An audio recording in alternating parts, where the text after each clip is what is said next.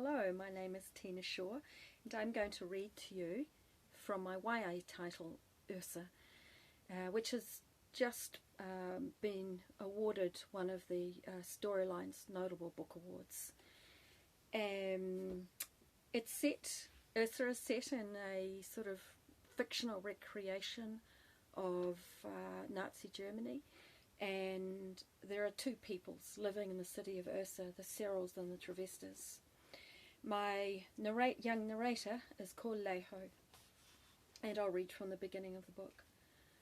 They're burning books again in Hubert Square. Black marks, tossing books onto the bonfire like it's a birthday party. Me and my friend Bit, we're crouched watching from a shadowy corner.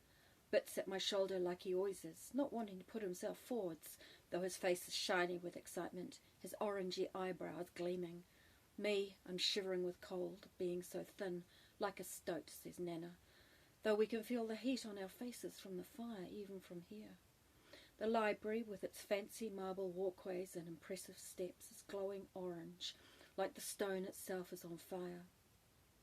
Even the stiff stone figures standing grim as ever along the top of the building, the city fathers and mothers, seem to flicker into life in the light of those high-reaching flames.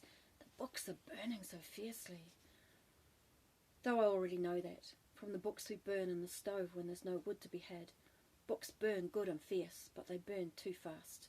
Pretty soon all you have is a pile of black ashes. It's kind of funny. The black marks burn books because they hate them. Serals burn books to keep warm.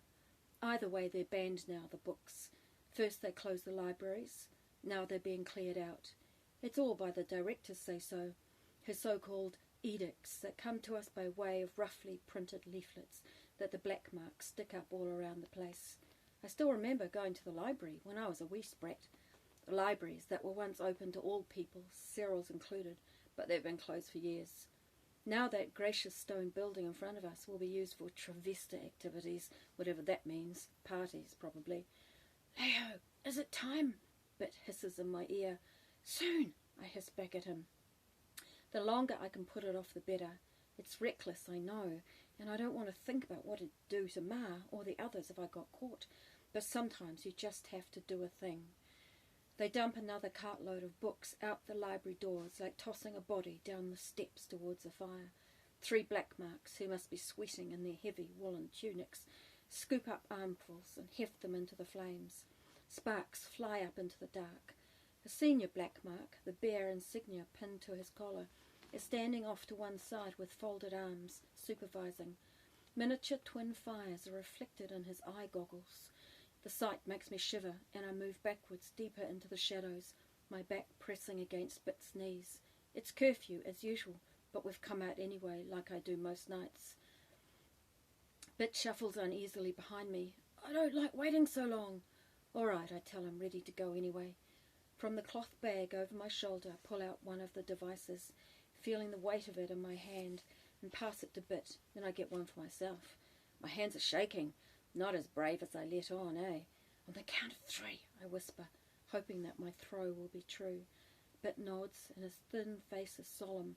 This is his first time out, and I'm not sure if he's loving or hating it. Bit's the pacifist in this relationship. Toss yours over to the left at the fire. Where are you throwing yours? Bit asks in a low voice. You'll see. I take a deep breath, I risk standing up, my gaze fixed on the hated officer. Then I call softly, out loud, 1, 2, 3. I lob the device at the man in the goggles, dimly aware of Bit's throw from beside me. We crouch down again immediately, wild animals watching their prey. The device smashes at the man's feet and explodes. He falls back with a shout. It's brilliant. Take that, you bastard, I mutter, though my voice trembles. An explosion comes from the fire. A great gout of flames leaps towards the stone figures on the building, and pandemonium is loosed. Shouts ring out. Books clatter freely down the steps. Men scatter, and I yell, "Run!" Thank you.